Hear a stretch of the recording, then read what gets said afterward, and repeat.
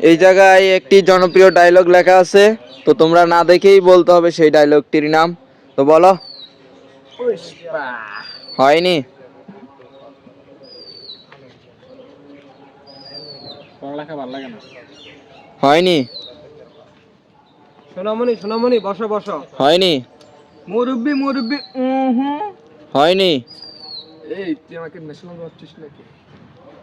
হয়নি। চা খাবেন? হয়নি।